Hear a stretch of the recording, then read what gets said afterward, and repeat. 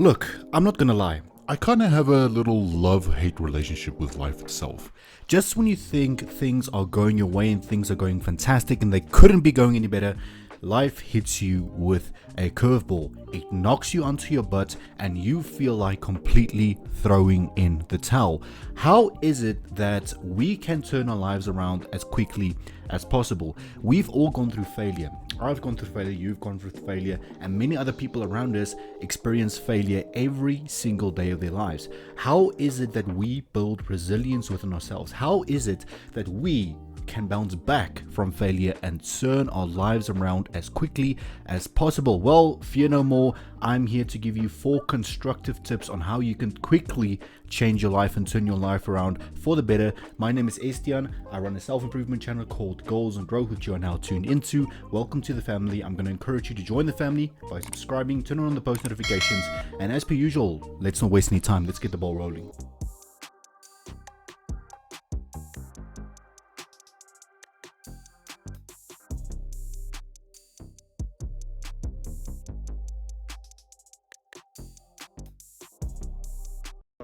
As fun as life sometimes may be, you have to be wary of the fact that you can fail. This is the first mistake that people make. They think they are invincible. I'm Batman.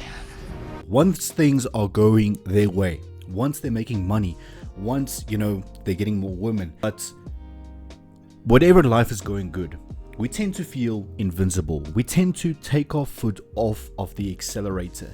And the first key point in turning your life around after you've experienced failure is realizing that once you have momentum, you need to keep going. Once you become good at something, once you find that skill that you've been looking for, you have to really keep your foot on the accelerator pedal until you reach your destination. And even beyond that destination, you have to keep going. Most people make the mistake of thinking that life cannot knock them down. They are simply invincible and they will never fail. Unfortunately, my friend, life is going to teach you a few very hard lessons. Oh shit, here we go again. But point number 1 in today's video, if you've experienced failure recently, I want you to realize that you made the mistake of taking your foot off of the accelerator. When you have that momentum going, you need to keep it going. Keep your foot on the accelerator, keep improving every single day, and build resilience against failure. A huge mistake that I myself have made multiple times in the past. As soon as I experienced failure, I just didn't even take the time to analyze it. I didn't ask myself the question of why did this come up? Today I watched a very interesting TED Talk, which I'm going to be linking down below in the description, by the way, if you want to check that out. But it was about a Shaolin monk who talked about the hindrances to self-improvement. Some of you may have watched this, some of you may have not. I'm going to link it down in the description for your convenience. This monk talked about the hindrance to self-mastery and self-improvement. And he said that one of the crucial mistakes people make is that they don't ask themselves why. Why am I doing what I'm currently doing? Why did I fail?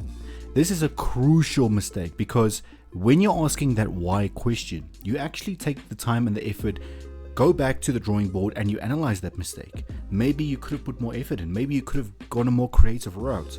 Maybe you could have done something differently here and there in order to make that succeed. But the point is, you need to be willing to admit that you made the mistake, first of all. Secondly, you need to be asking the question, why did this occur? Why did I fail?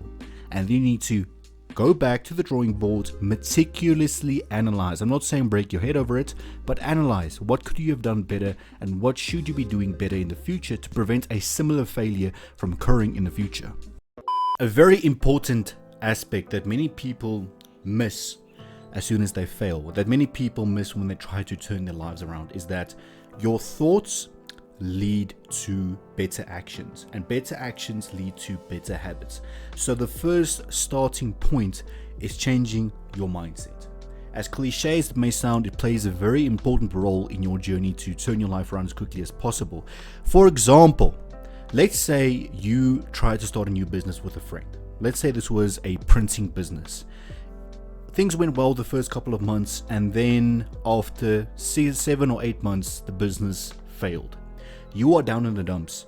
You don't know what to do. You've accumulated all of this debt and you don't know how you're going to pay it. At this stage, many people consider things like taking their own lives. At the same time, you need to be asking yourself, how do I get out of this situation?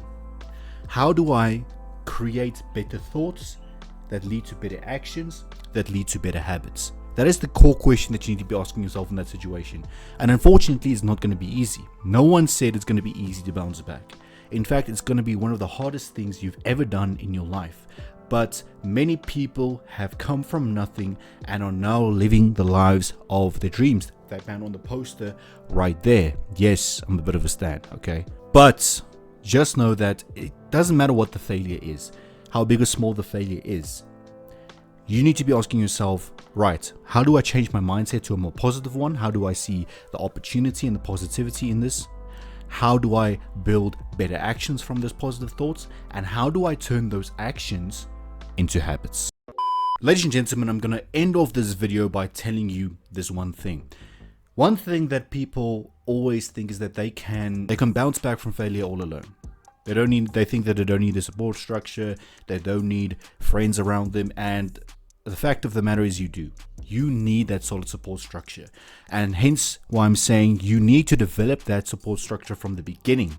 Even before you embark on something, if you want to embark on a good business venture, you need a trustworthy business partner. It's the same with your self-improvement journey. If you really are serious about becoming the best version of yourself, yes, your thoughts and your actions are most important, but they're often not enough. You need that one person in your corner. Even you need those two people in your corner that can back you all the way, that can, hold you accountable. If you're not doing your best, they need to be there holding you accountable. I'm not talking about someone who's a yes man, who always praises you and tells you that, you're perfect, you don't do anything wrong. That's not the type of people that I'm talking about. I'm talking about the person who's going to hold you accountable for your mistakes, who's going to hold you accountable for your failures. Those are the types of people you want in your corner if you plan on becoming the best version of yourself. If you do plan on becoming the best version of yourself, the best thing that you can do right now is subscribe to this channel, Goals and Growth with Estienne and France. I upload multiple videos per week regarding any self-improvement topics you could think of, so you would not be making a mistake. I'd love to make you part of the family. Please consider leaving a subscribe, taking a few seconds to leave a subscribe and turn on the post notifications bell, and I'll be seeing you next time. Thank you for watching.